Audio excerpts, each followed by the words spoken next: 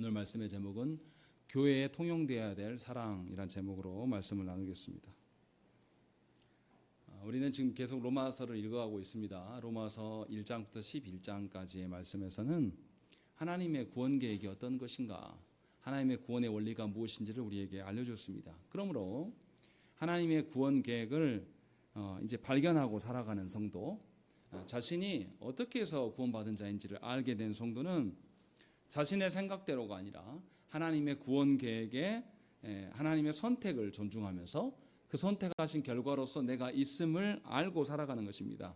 그래서 나를 내 개인으로, 내가 내 주인으로 삼는 것이 아니라 내가 이제는 그리스도로 인하여서 구원받은 존재이기 때문에 그리스도께서 나의 머리가 되시고 내가 그리스도의 몸으로 드러내야 될 것들을 안다라는 것이죠. 그렇게 구원의 어떠함을 깨달은 성도는 자신이 기뻐하는 대로가 사는 것이 아니라 하나님이 보실 때에, 하나님이 우리 가정을 보실 때에 하나님이 무엇을 기뻐하실까, 하나님이 또 내 삶을 보면서 세상과 어떻게 구별되게 살아가는가를 보실 거라는 것을 염두할 수밖에 없습니다. 왜냐하면 내가 나로 살아가는 것이 아니라 그리스도의 몸으로서 성도로 살아가기 때문에 당연히 내 삶의 모든 것들은 하나님께 돌려줘야 된다는 것입니다. 그래서 그리스도의 몸인 교회로 살아간다는 것은 성도가 서로를 바라볼 때에 하나님께서 각기 주신 믿음의 분량대로 서로를 존중하며 살아가는 것입니다. 성도 간에 다 믿음의 분량이 달라요. 각각 다르다라는 것이죠. 그러니까 서로가 서로를 판단하는 때 자기 기준으로 판단하는 것이 아니라 그리스도의 믿음의 분량대로 서로를 존중하면서 서로가 다름이 서로에게 짐이 되는 것이 아니라 도리어 다르고 각자의 역할이 다르기 때문에 우리가 하나로 조화될 때에 드디어 온전한 몸의 모습을 띠게 됨을 깨닫고 알게 되는 것입니다. 그래서 성도는 서로를 바라볼 때에 각기 자신과 다른 기능을 하고 있음에 대해서 놀라고 서로의 역할을 보면서 하나님께서 이렇게 다른 존재들을 하나로 묶으셔서 그리스도의 몸으로 되게 하시는구나 라는 것을 보면서 오히려 더 탐복할 수 있게 된다는 것입니다. 그러니까 성도가 교회로 살아간다는 것은 하나님을 아는 것과 하나님을 알고 또 나를 아는 것, 거기에서뿐만 아니라 교회된 공동체가 얼마나 다양한 인생으로 구성되어 있는가라는 것까지도 알게 됨으로 인하여서 그의 영적인 시야와 그의 인생관은 확 넓어질 수밖에 없는 거예요. 전에는, 예수 믿기 전에는 하나님도 모르고 자기 자신도 하나님 앞에서 바르게 아는 것이 아니라 자기의 추정치로 자기를 알았고 자기를 위해서 살기 때문에 주위의 사람들에 대해서 전혀 관심이 없는 거예요. 알 길이 없고 그냥 나는 나의 길을 가련다 라고 하면서 그렇게 이기적이고 고집스럽게 자기만 아는 인생을 사는 것입니다. 그러니 언제나 자기의 기분에 족한 대로 살아가면 다인 거예요. 그러나 예수 믿음으로 말미암아서 이제 그리스도의 몸으로 살아가는 자는 하나님을 상정하고 하나님 앞에서 나를 새롭게 발견하게 되는 것이고 또 교회로 살기 때문에 나뿐만이 아니라 성도된 모든 이들을 살피면서 인생이 얼마나 다양하고 그 다양함 속에서 하나님께서 놀라운 일치를 보이시는가라는 것을 알게 된다는 것이죠. 그러니 성도가 교회로 살아가는 것은 복이고 놀라운 그 인생관의 확장이라고 볼 수가 있는 것입니다. 그래서 바울은 세상과 다른 기준으로 분별하면서 살라고 우리에게 권면을 했습니다. 하나님이 주신 기준으로 우리 자신을 바라보지 않으면 우리는 결코 교회로 살아갈 수가 없습니다. 몸뚱이는 교회에 나와 있지만 몸뚱이는 교회 안에 소속되어 있어서 무엇인가를 자리 잡고 있으나 사실은 그는 세상과 다를 바 없는 존재로 살아갈 수밖에 없어요. 놀랍지 않습니까? 우리 같은 것들에게, 우리 같은 죄인되고 우리 같은 무지하고 무능한 자들에게 우리가 교회로 살아갈 때에 우리 안에서 나를 감추시고 누가 드러나냐? 예수 그리스도만을 드러나게끔 하나님께서 큰 역할을 주셨다라는 거예요. 그게 얼마나 놀라운 일입니까? 제가 오늘 새로 산 양복을 입고 왔어요. 8만 원짜리 새로 산 걸 입고 와서 여기 서게 됩니다. 전에 양복이 너무 작아가지고 제가 살이 쪄가지고 단추가 안 잠겼습니다. 막 터지려고 해서 못 잠그고 이렇게 설교를 했어요. 근데 이제 다 가려집니다. 얼마나 좋습니까? 이제 제가 드러나지 않아요. 이 양복으로 꾸며진 제가 보이는 겁니다. 우리가 성도로 살아간다는 것은 나의 죄악이, 나의 어떠함이 드러나는 것이 아니라 이처럼 그리스도의 어떠함이 드러나는 거예요. 감히 우리 같은 것들에게, 우리 같은 미천한 자들에게 우리를 교회로 삼으시고 우리를 통하여서 세상 사람들이 내가 발언하고 행하는 것을 통하여서 예수 그리스도를 드러나게 하시겠다라고 하는 것이 우리에게 주어진 복이라는 것입니다. 그러나 하나님의 구원 계획을 알지 못하는 사람들은 이게 짐이 돼요. 이게 무거운 무게감으로 그를 짓누릅니다. 어쩔 수 없이 예배에 나오고 자기의 체면이 있기 때문에 주 앞에 서는 것, 그러니 신앙생활이 얼마나 고달프고 괴롭겠습니까? 그러나 바울은 그러한 우리들에게 분명하게 1장부터 11장까지 너희의 구원이 어떻게 이루어진 것인가, 그것을 우리에게 밝혀주셨고 이제 교회로 살아가면 얼마나 아름다운 것인가를 알려줍니다. 그래서 오늘 본문은 무슨 이야기를 하고 있냐면 우리가 그리스도의 몸된 교회로 살아가는 그 살아가는 삶의 원리가 무엇이냐, 그것이 바로 사랑이다 라고 이야기를 하고 있는 겁니다. 그래서 9절부터 사랑에 대한 언급이 쭉 나와 있습니다. 사랑이 어떤 특징을 갖고 있는가라고 말씀하고 있어요. 우리가 생각하는 사랑은 무엇입니까? 우리는 사랑하는 걸 좋아합니까? 사랑받기를 좋아합니까? 우리는 사랑받기에 능한 자들이에요. 언제나 사랑하는 수고를 행하고 싶지 않습니다. 언제나 사랑받는 것만을 노래하는 자들입니다. 그러나 하나님께서 교회된 우리에게 말씀하시는 것은 그러한 우리가 기존에 알고 있었던 익숙한 그런 사랑의 관념이 아닙니다. 그래서 바울은 무려 12가지나 쭉 언급을 하고 있어요. 우리에게 교회 안에 통용되어야 될 사랑, 교회 안에서 우리가 서로 사랑하는 방법, 그것이 어떠한 특징을 갖고 있는가라는 것을 우리에게 알려줍니다. 9절을 보시면 사랑에는 뭐가 없다고 말합니까? 거짓이 없다고 말하고 있습니다. 거짓이 없단 말은 사랑이 사랑 자체가 목적이 돼야 된단 말이에요. 사랑 자체가 목적이 아니라 사랑으로 위장하여서 다른 목적을 갖게 되는 것, 이거를 성경으로 표현하면 한 마음에 두 마음을 품는 겁니다. 두 가지 생각을 갖게 되는 것. 그러나 성경은 분명히 말하는 거죠. 사람이 돈과 하나님을 같이 섬길 수 있다 없다? 없다라고 분명하게 말씀하고 있는 거예요. 그러니까 하나님의 사랑으로 살아가는 사람은 위선이 있을 수가 없습니다. 다른 목적으로 누군가를 사랑할 수가 없다는 것입니다. 이것을 더 하나님과 연결해서 생각하면 하나님을 사랑함이 우리의 사랑이 목적이 되어야 한다는 것이에요. 하나님을 사랑하기 때문에 부가적인 것을 달라고 하는 그것 자체가 목적이 되면 안 된다는 것입니다. 사랑이 목적이 아니라 수단으로 전락할 경우가 있습니다. 그러면 그것이 얼마나 비참한 일이 벌어집니까? 고대의 왕가들이 국가 권력을 서로 안배하기 위해서 어떻게 했습니까? 서로 왕족끼리 서로 이렇게 크로스해서 결혼을 시켰어요. 그런데 그들의 인생이 얼마나 고단하고 녹록하고 괴로웁니까? 왕가의 유익을 위하여서 왕족 중에 한 사람, 그가 왕자가 됐든 공주가 됐든 그 사람을 희생시켜요. 그리고 그 사람을 그 나라에 보내서 안정을 취하려고 하는 겁니다. 그의 인생이 어찌 됐든 아무 상관이 없습니다.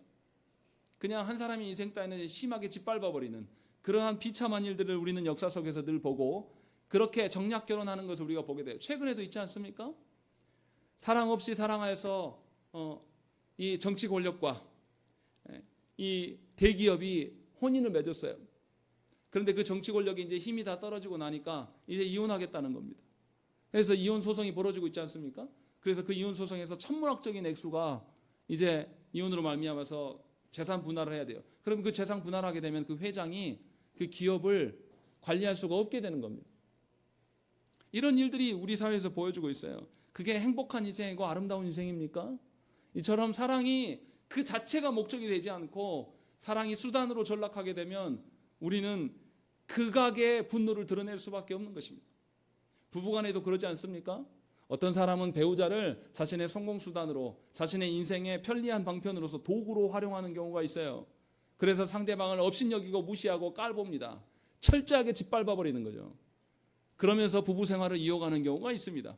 그러나 그럴 때 얼마나 이 사랑이 수단이 될 때 비참한 일이 벌어집니까?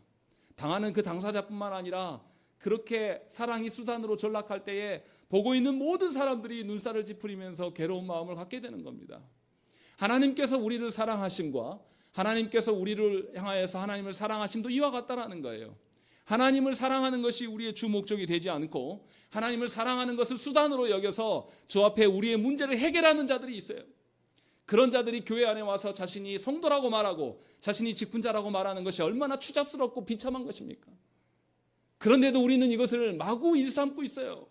하나님에 대해서는 아무런 관심이 없으면서 하나님의 능력만을 취하려고 하는 자들, 하나님의 직분을 남용하여서 자기의 권세로 활용하려 한 자들, 이것이 얼마나 추접스럽고 비참합니까? 조국 교회 안에 있는 종교 지도자들이 정치계에 기웃거리면서 더러운 행태를 하고 그리스도의 몸과 살인, 성찬을 함부로 남발하는 것이 얼마나 더럽고 추악한 일입니까? 이것이 우리 안에 드러나고 있다는 것입니다. 분명하게 바울은 이야기를 하고 있는 거예요. 사랑은 위선이 용납될 수 없다. 사랑 그 자체가 목적이 돼야 된다. 여러분들은 하나님을 사랑함이 여러분들의 궁극이 목적이 돼야 돼요. 하나님을 사랑하는 것이 여러분들의 기쁨이 돼야 한다는 것이죠. 이 말은 교회가 하나님을 사랑하는 데 있어서 한 부분만을 사랑할 수 없다는 거예요.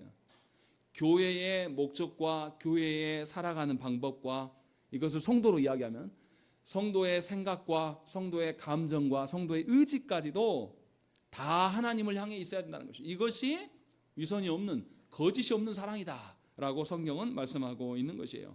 그래서 주님이 뭐라고 하십니까? 마태복음 7장 22절과 23절 말씀에 그날에 많은 사람이 나더러 주여 주여 우리가 주의 이름으로 선지자 노릇하며 주의 이름으로 귀신을 쫓아내며 주의 이름으로 많은 권능을 행하지 아니하였나이까 하리니 그때 내가 그들에게 밝히 말하되 내가 너희를 도무지 알지 못하나니 불법을 행하는 자들아 내게서 떠나가라.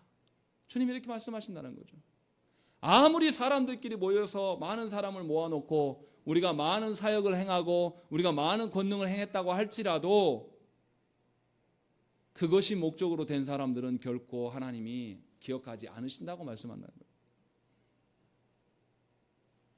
그런데 우리는 어떤 교회를 지향합니까? 큰 교회, 거대한 교회, 사람이 많이 모여서 힘 있는 교회를 지향합니다. 사람이 없는 곳을 인하여서 괴로워하고 슬퍼하면서 은밀한 중에 우리도 거대해지지 못한 것 때문에 눈물을 머금고 있고 분노를 참고 있는 자들이 있어요. 그가 정말로 하나님을 사랑하는 자입니까? 그가 진실로 예수 그리스도 앞에 섰을 때에 주께서 내가 너를 안다, 내가 너를 진실로 안다, 내 아들아 내 딸아 이렇게 말씀하실 것 같습니까? 주님은 분명하게 말씀하셨어요. 나는 너를 모른다. 하나님이 목적이 되지 않고 다른 어떠한 것들이 목적이 된, 그래서 주님의 사랑을 도구로 전락시키는 그런 자들은 하나님께서 분명히 심판하신다고 말씀하시는 겁니다. 그러니 우리가 교회로 살아감에 있어서 진정으로 저와 여러분들이 하나님을 사랑하는지, 하나님이 우리의 목적이 된지를 점검하셔야 한다는 것이죠. 만약에 그렇지 않다면 지금 당장 주 앞에 무릎 꿇고 회개해야 돼요. 이게 너무 큰 문제예요. 이것이 바뀌지 않으면 우리는 성도도 아니고 하나님 앞에서의 하나님 나라의 백성도 아닙니다. 분명하게 바울은 이것을 우리에게 이야기를 하는 것이죠. 그러니 성도가 자기의 온 마음과 존재를 다하여서 하나님을 사랑하는 것이 얼마나 큰 복인지를 아셔야 된다는 것이죠. 사람들이 나를 다 떠나가고 나를 멸시하고 나에게 가진 것이 없고 내 육신이 쇠락해져 가도 하나님이 계시니 내 죽음 위에, 이 짧은 인생 뒤에 주님 앞에 서게 될 날이 있기 때문에 내가 위로가 되고 힘이 됩니다. 이런 고백을 할 수 있는 것이 얼마나 놀라운 사랑으로 살아가는 것입니까? 비록 이 땅에서는 누구에게도 인정받지 못하고 비록 이 땅에서는 가까운 이들에게 멸시를 받으면서 살아갈지라도 하나님의 사랑을 궁극적인 목적으로 살아가는 자는 누구보다 놀라운 복을 누리고 살아가는 자예요. 바울은 그 이야기를 처음부터 이야기를 하고 있는 겁니다. 이게 얼마나 복된 일입니까? 우리 같은 것들에게, 우리는 우리의 마음을 온전히 하나님께 한 마음으로, 위선 없는 마음으로 하나님께 드리지도 못하는 우리들에게 하나님은 사랑을 주시고 우리 안에 사랑으로 우리를 이끌어 주신다는 것이죠. 그래서 교회 안에 통용된 사랑은 위선이 없고 거짓이 없는 것입니다. 그리고 두 번째로 무엇을 이야기합니까? 악을 미워한다, 이렇게 하고 있습니다. 이거 너무 이상하지 않습니까? 사랑과 뭐가 함께 있습니까? 교회에 통용돼야 될 사랑에는 뭐가 있어야 된다고요? 악을 미워함이 있어야 된다라고 말하고 있는 거죠. 사랑과 뭐가 함께 있어요? 미움이 함께 있는 겁니다. 여러분들 사랑과 미움이 함께 있는 것을 여러분들 사랑이라고 이야기합니까? 그런데 바울은 사랑이라고 이야기하는 거예요. 무슨 말씀입니까? 무엇인가를 미워한다라는 것은 우리가 누구를 미워하는 거 한번 생각을 해보세요. 내가 누구를 미워하는 사람이 있어요. 그러면 그 사람을 의식합니까? 안 합니까? 제가 보니까요. 제가 부교육자 때 보니까 수백 명 다니는 교회에 서로 이렇게 미워하는 수십 년간 미워하는 분들이 있었어요. 양쪽 다. 근데 놀랍게도요. 교회 들어오면 서로가 서로를 알아봅니다. 정말로 온 의지를 발동해서 어떻게 그리 잘 찾는지 모르겠어요. 그 수백 명의 사람에서 내가 미워하는 그 사람을 딱 발견해냅니다. 그래서 그 사람이 있으면 그 분단에 가지도 않아요.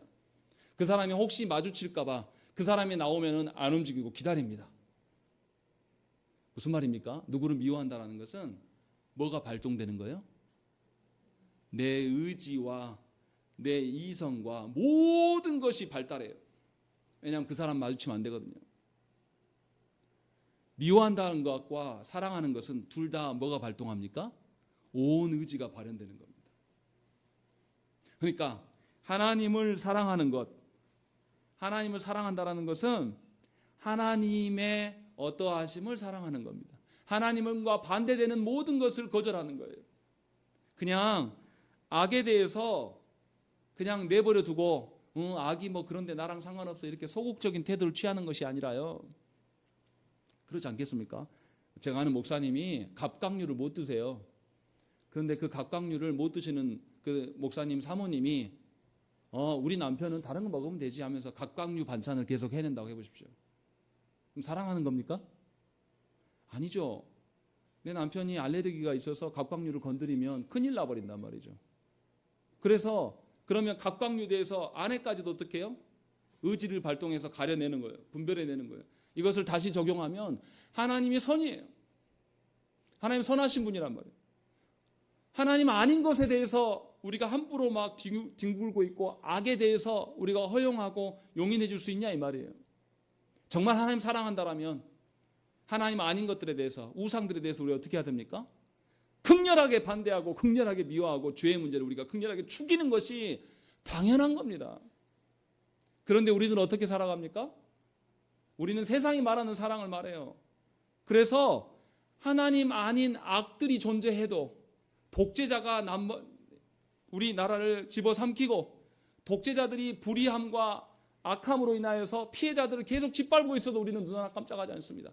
그리스도인들이 그런단 말이에요. 어떻게 그럴 수 있습니까?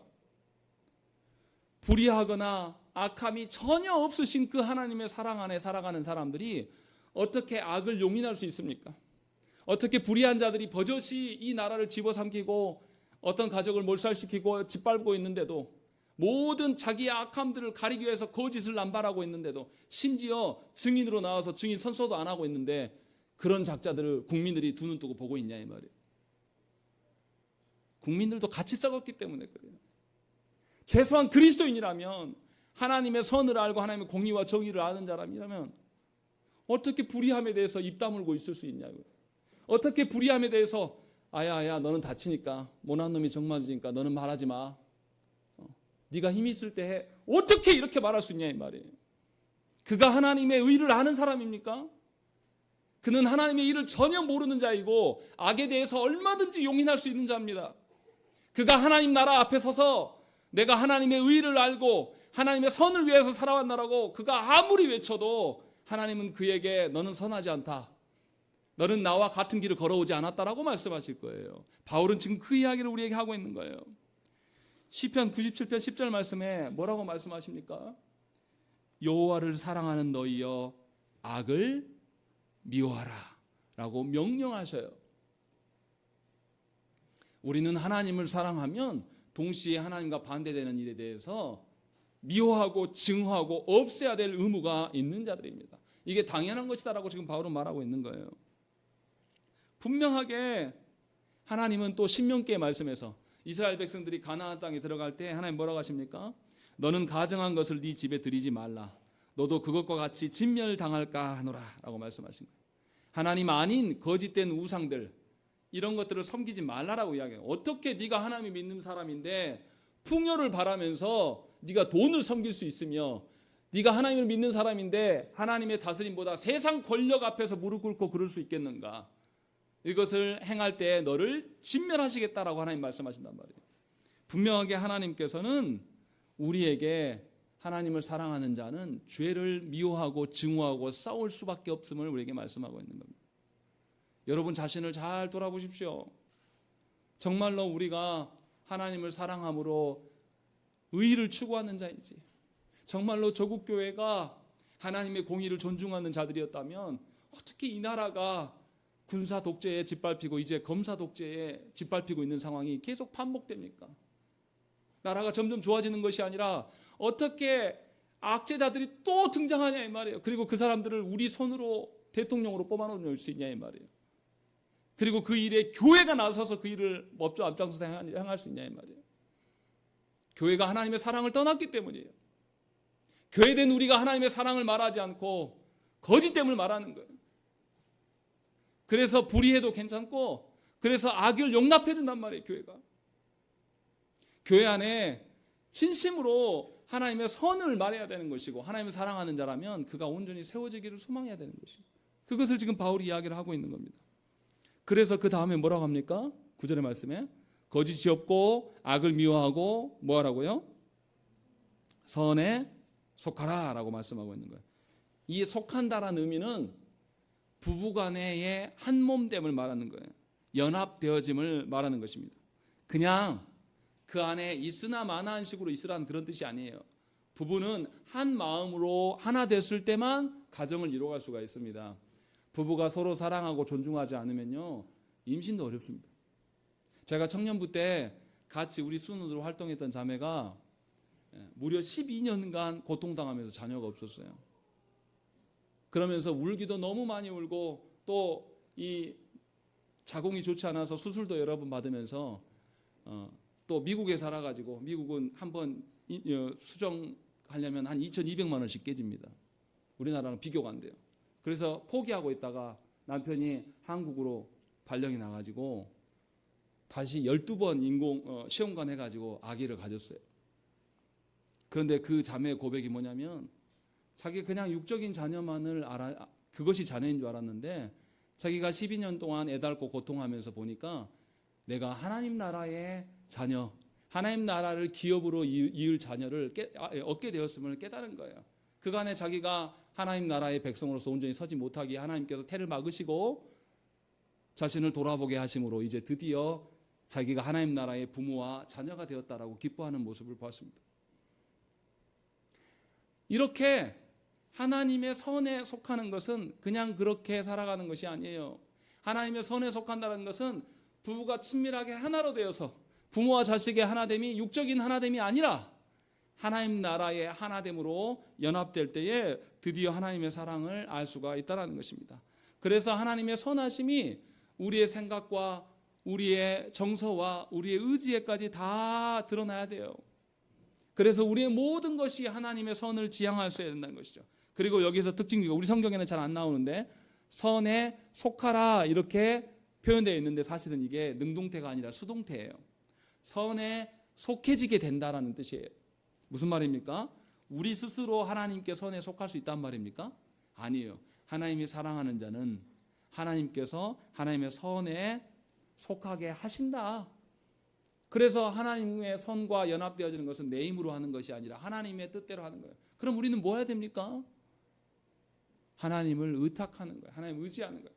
내가 주인이 되어서 내가 하나님에 대해서 오라가라 하는 것이 아니라 하나님께 절대 순종하면서 하나님을 의지하며 하나님의 인도하심 따라서 끌려가는 거예요. 그것이 하나님의 사랑대로 살아가는 거 아니겠는가라는 것이죠. 신랑 되신 그리스도께서 교회된 우리를 향하여서 사랑하심으로 안전한 곳으로 인도하시고 우리를 이끄실 때에 우리가 거기에서 반발하고 내 상황과 내 사정을 나불대는 것이 아니라 주님의 인도하심을 어떠한 것보다 가장 선한 길로 인도하면서 그 길로 따라가라고 지금 말씀하고 있는 겁니다. 이것이 그리스도께서 교회에 보여주신 사랑 아니겠는가 라고 지금 말씀하고 있어요. 그리고 10절 보세요. 10절에 보시면 형제를 사랑하여 서로 우애하라 라고 이야기하고 있습니다. 이게 무슨 말입니까? 여기서 육적인 가족을 말하는 게 아닙니다. 교회 안에 혈연 관계로 지어진 것이 아니라고 말하고, 어떻게 형제가 됩니까? 그리스도의 피값으로 형제된 것을 말하는 거예요. 그래서 다시 말하면 10절에서 형제를 사랑하고 서로 우애하라는 것은 영적인 가족 공동체로 살아가라고 지금 말씀하고 있는 겁니다. 세상은 혈연 관계가 가장 귀한 것으로 말해요. 그리고 또한 우리도 내 가족, 내 사람이 먼저예요. 그러나 분명하게 바울은 이야기를 합니다. 혈연 관계는 모든 것을 지켜주지 못한다라고 말씀하고 있는 거죠. 돈이나 명예나 권력 같은 오래 지속되지 않을 것으로 인하여서 우리는 가족 간에 서로를 죽이는 것을 보게 돼요. 우리 역사 있지 않습니까? 사도세자가 누구에 의해서 죽임을 당합니까? 그의 아버지에 의해서 죽임을 당해요. 권력은 그렇게 무서운 겁니다. 혈연으로 그들을 지켜내지 못하여. 성경에서 그러지 않습니까? 기드온의 아들이 왕위를 권력을 잡기 위해서 자신의 형제들을 한 바위에서 다 쳐 죽이잖아요. 이런 일들이 뭐 한두 번입니까? 혈연은 분명하게 한계가 있고 모든 걸 이어갈 수가 없어요. 분명하게 그리스도의 피값으로만 우리가 한 영적인 자녀로 살아갈 수가 있는 것입니다. 그래서 여러분들이 홀로 믿는 여러분들이 인생이 고달픈 거예요. 예수 믿는다라는 이유 때문에 부부가 하나 되기가 어려운 것입니다. 예수 믿는 것 때문에 여러분들의 사랑하는 자가 여러분들을 핍박하고 무시할 때도 있어요. 그래서 우리가 기도해야 되는 것입니다. 하나님, 진실로 우리의 가족이 그리스도로 인하여서 영적인 하나 되는 가정 되기를 소망함으로 하나님께 간구하셔야 한다는 것이죠. 그러할 때에 주님이 주신 사랑이 나에게서만 머무는 것이 아니라 우리 가정 안에서 이제 이게 흘러가게 되는 겁니다. 그 이야기를 하고 있는 거예요. 하늘로부터 지어지는 그 사랑이 나만 머무는 게 아니라 이제 수평적으로 우리 지체들에게 함께 흘러갈 때에 영적인 가족이 되는 것이에요. 세상은 어떻습니까? 어떤 관계에서나 다 상하 관계가 있습니다. 교사와 학생, 어느 쪽이 더 갑이 돼야지 평화를 갑니다. 사장과 사원, 누가 갑입니까? 사장이겠죠. 부모와 자식 간에도 어느 한쪽이 갑이 되는 경우가 있습니다. 자녀가 우상단지가 되든지 아니면 부모가 갑질을 하든지 이런 방식으로 되는 경우가 많아요. 또 구제할 때도 어떻습니까? 구제하는 자가 갑입니까? 구제받는 자가 갑입니까? 구제하는 자가 갑인 경우가 많아요. 그러나 성경에서는 필요를 요구하는 사람의 필요를 맞춰서 주라고 이야기를 해요. 구제받는 자가 갑이 되게끔 하라고 하시는 거죠. 이것이 하나님의 사랑이라고 말씀하고 있는 거예요. 교회 안에는 상하 관계가 없습니다. 교회 안에 어떠한 자라 할지라도 그리스도만이 머리가 되시고 나머지는 다 지체일 뿐이에요.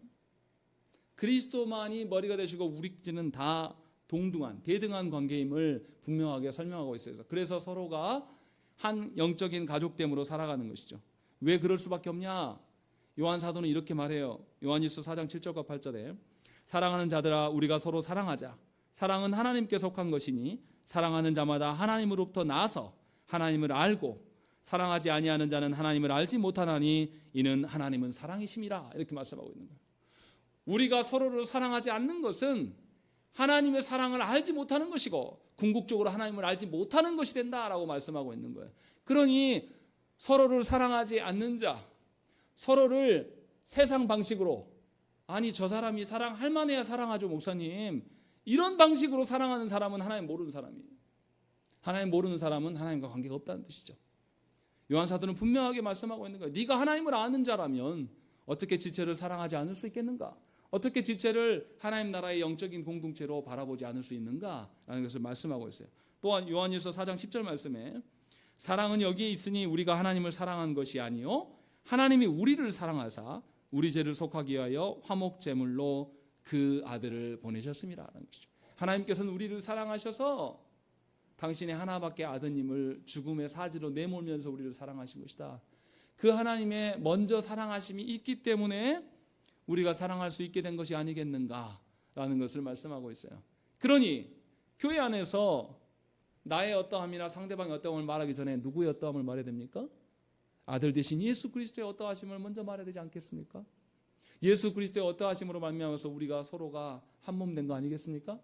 그런데도 아직도 내가 다른 사람 다 몰라도 죽어도 그 사람은 사랑할 수 없다, 용서할 수 없다, 이게 말이나 되는 소리입니까?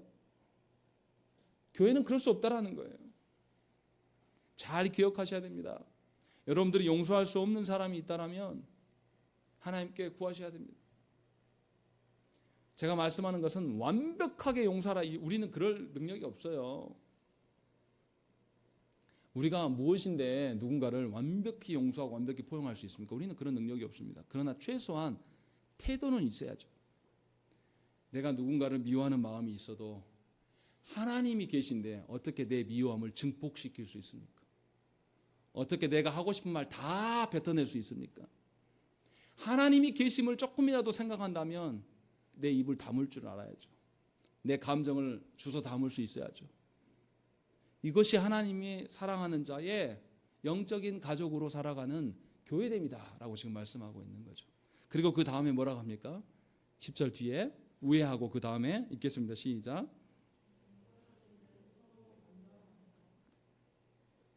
존경과 존경을 먼저 하라. 두 가지를 설명해요. 세상에서 존경한다는 걸 뭐라고 말합니까? 세상은 대충 이런 식으로 이야기해요. 아이고 목사님 이렇게 인사하는 거 이거 존경하는 것처럼 설명합니다. 그런데요, 존경하면요 만나고 싶어요. 존경하면 알고 싶고요. 존경하면 그 사람이 무슨 생각을 하고 살고 있고, 존경하면 그가 어떤 방향으로 가고 있고 그의 말씀에 대한 해석이 무엇인지를 알고 싶어 한단 말이죠. 성경에서 말하는 존경은요, 상대방을 바르게 알고 상대방의 필요가 무엇인지를 잘 살펴서 그가 그리스도께로 세워져 가기를 돕는 것이 존경입니다. 말만 존경하면서, 예를 들어서 이런 겁니다. 굶어 죽어가고 있는 사람한테 가서 네 돈으로 가서 맛있는 거 사 먹어, 이렇게 맞는 것이 돕는 겁니까? 그건 약 올리는 거예요. 우리 그러지 않습니까? 피해자, 세월호라든지 거리에서 죽은 그 피해자들에 가가지고 아이고 어떻게 안타까워, 이게 말하는 것이 그들을 존중하는 겁니까? 아니에요. 그들이 어떤 연고로 인하여서 그런 일이 됐고 그것에 대해서 책임자가 누구고 처벌하는 일에 우리가 적극적으로 힘쓰며 소리를 치는 것이 존경하는 거예요. 그래서 그가 온전하게 마음을 회복하고 이 사회 안에서 온전한 질서가 세워지도록 적극적으로 힘쓰는 것이, 그것이 존경이에요. 그런데 우리는 어떤 식이냐면 겉으로 그 사람에 대해서 아무런 관심도 없으면서 만났을 때 상대방을 존경하는 것처럼 위장하면서 그가 어떻게 살아가고 무슨 생각으로 사는지 아무 관심 없으면서 그냥 몇 마디 말로 때우려고 하는 것이 있습니다. 안타깝게도 교회 안에서 그런 분들을 많이 만나요. 큰 교회는 더 심합니다. 잘 알지도 못해요. 지난주에 물었던 질문을 오늘 또 묻고요, 다음 주에 또 물어요. 왜냐하면 그 사람이 관심 없거든요. 그냥 던지는. 이것은 성경이 말하는 존경이 아니에요. 성경이 말하는 존경은 상대방이 어떠한 생각 가운데 있고 상대방이 그리스도와 함께 살아가는지 또 그렇지 못한지를 살피면서 그리스도와 함께 살기를 위하여서 기도하고 같이 말씀을 나누는 겁니다.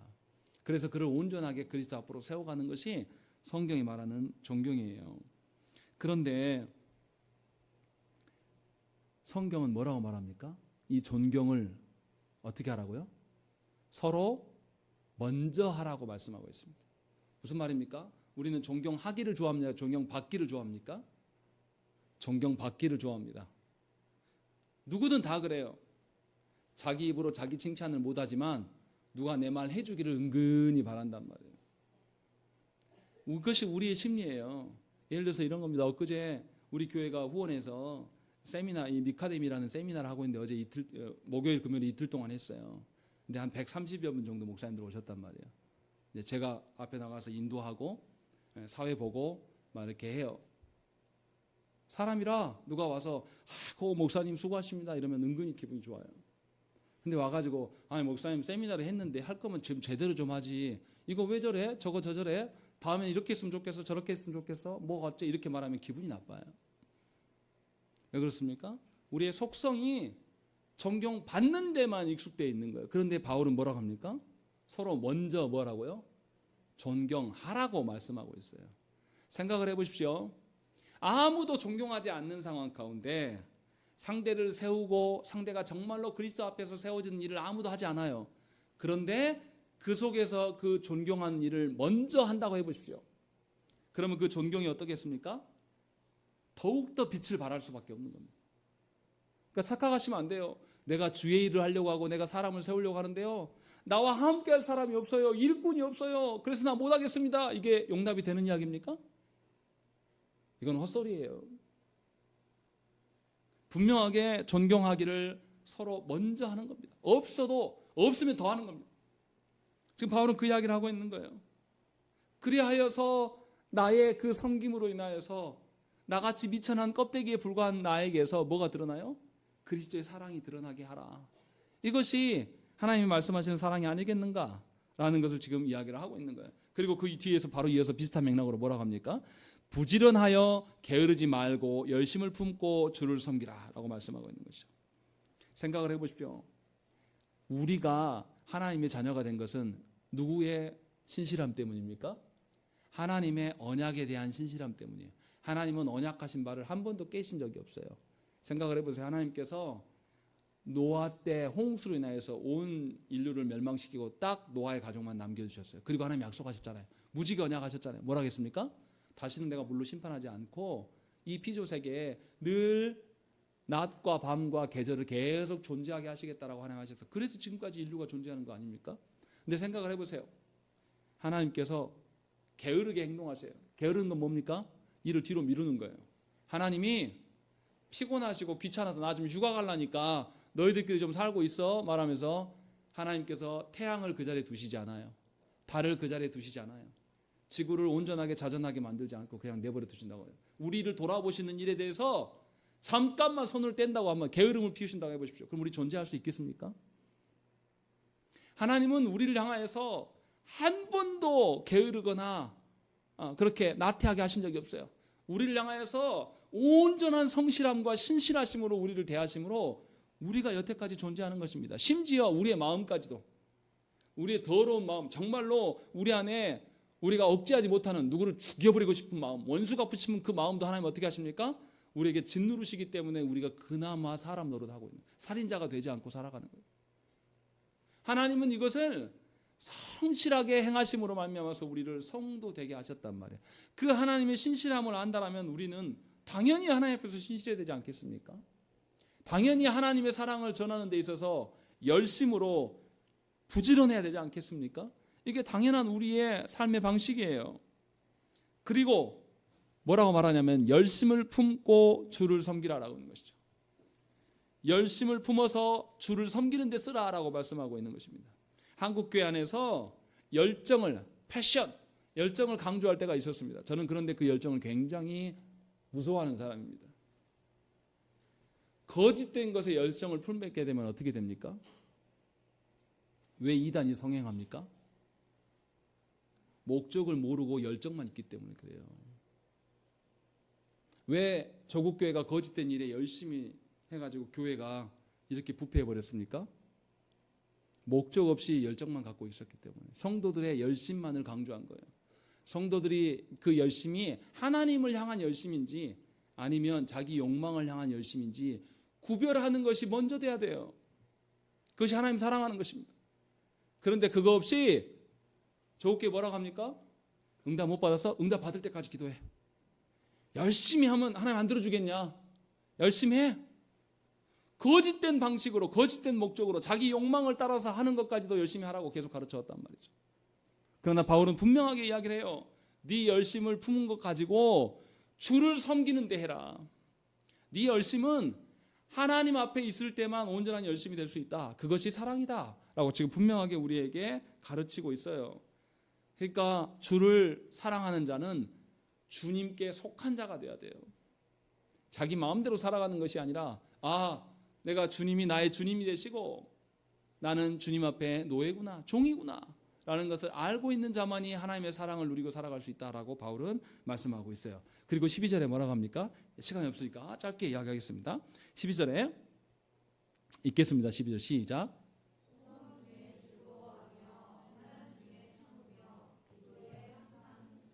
예, 세 가지. 소망으로 기뻐하고 환난 가운데 인내하며 열심으로 기도해라 라는 것이죠. 이거 세 가지는 다 하나로 연계된 이야기입니다. 따로따로가 아니에요. 무슨 말씀입니까? 성도가 사랑할 수 있는 근거는 무엇입니까? 그리스도로 인하여서 우리의 구원의 길이, 그리스도로 인하여서 우리가 하나님 나라를 상속받는 일이 이미 성취되었습니다. 그러면 우리는 그리스도를 기억하면 돼요. 그런데 우리의 삶이 어떻게 해요? 우리가 말씀대로 살려고 하면 도와주는 사람이 있습니까? 아니에요. 악인들은 말씀으로 살려고 하는 자를 가만 내버려 두지 않아요. 그들을 조롱하고 멸시하고 그들에게 세상의 화려함을 보여주면서 니네 이런 것도 없냐 이 바보 같은 놈들아. 그렇게 찌질하게 살 거냐? 라고 말하는 그 악인들로 인하여서 우리를 힘들게 해요. 그것이 우리의 인생입니다. 그런데 그리스도께서 베푸신 은혜를 바라보고 또 우리는 하나님께서 장차 이루실 그 나라, 예수께서 다시 오셔서 주님이 만왕의 왕으로 서실 때에 우리도 그 다스림의 자리를 함께 오를 것이고 열방의 모든 나라들이 주 앞에 엎드리면서 진정으로 주님이 우리의 왕이셨습니다라고 고백하는 그날이 우리에게 올게 될 거예요. 그날에 우리가 지금 고통당하고 괴로웠던 모든 것들이 신원하게 될 겁니다. 그 나라를 하나님은 약속하셨어요. 그러니 예수 그리스도께서 이루신 것을 우리가 기억하고 하나님께서 약속하신 것을 기대함으로 우리가 살아갈 수 있게끔 하신다는 것이죠.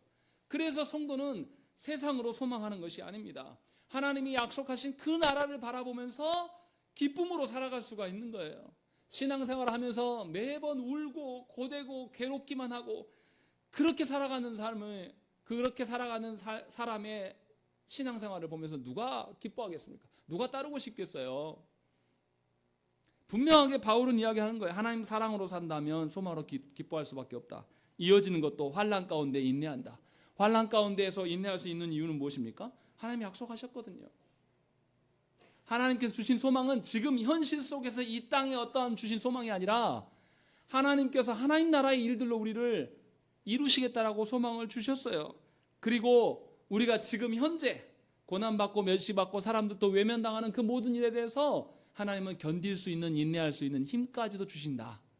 그래서 성도는 열심으로 기도하는 거예요. 무엇을 위해서 기도하겠습니까? 하나님이 약속하신 바가 속히 하나님 나에게 이루어 주십시오. 하나님이 약속하신 그리스도께서 승리하신 사건이 나에게 지금 당장 오게 하십시오. 주여 하나님 멀리 오시지 마시고 주 예수여 속히 오시옵소서. 마라나타 마라나타 외치면서 주님의 약속을 소망으로 살아가는 것이 바로 기도예요. 우리가 하나님께 기도할 수 있는 근거가 무엇입니까? 나의 잘됨과 나의 어떠함과 나의 열심과 나의 어떠함으로 기도하는 게 아니에요. 하나님이 장차 예수 그리스도로 말미암아 신원하실 것을 약속해 주셨기 때문에 그 약속 앞에 하나님께 두드리는 거예요. 하나님 약속해 주셨지 않습니까? 하나님 약속의 증거를 저에게 보여주십시오 라고 기도하는 것. 그래서 기도는 자기 마음대로 하는 것이 아니라 하나님의 뜻대로, 하나님의 말씀대로, 하나님의 언약 안에서 기도하는 겁니다. 바울은 지금 그 사랑하는 자에게 드러나는 일들, 하나님의 사랑으로 머금고 살아가는 자는 예수 그리스도로 말미암아서 은혜를 누렸기에 또 예수 그리스도께서 약속하신 그 나라가 오기에 그것을 소망으로 삼고 그 소망이 있기 때문에 인내할 수 있는 힘을 하나님께서 주심을 믿게 되는 것이고 또 그래야 해서 기도하지 않을 수가 없다. 지금 그 이야기를 우리에게 하고 있는 거예요. 이것이 하나님께서 주신 사랑을 누리는 방편이다 라고 말씀합니다. 그리고 마지막에 13절에 성도들의 쓸 것을 공급하며 손대접하기를 힘쓰라 라고 되어 있습니다. 여기서 잘못 읽으면 안 돼요. 내 필요를 하나님 채워주세요 그 말하고 있습니까? 아니에요. 다른 사람의 쓸 것을 공급해라 라고 말씀하고 있는 겁니다. 왜 그렇습니까? 제가 아까 성경 공부 시간에 살짝 이야기했는데 여기 손대접이 나와요. 환대가 누구한테 하는 겁니까? 환대가 힘있고 내가 그 사람에게 예를 들어서 이런 거예요. 김영란법에 의해서 누구 힘 있는 자, 관직에 있는 자한테 가서 내가 백을 사다 든지 비싼 밥을 사줘요. 그러면 법에 걸립니까 안 걸립니까? 걸리잖아요. 이것을 뭐라고 합니까? 그렇게 섬기는 거, 그런 거 밥 사주는, 그렇게 환대하는 걸 뭐라 그래요? 뇌물이라고 합니다.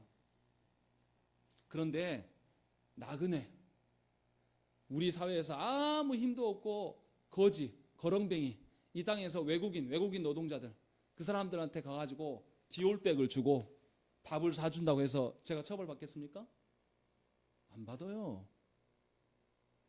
지금 그거 하라는 거예요. 환대하는 자는요, 무엇을 느낄 수 있습니까?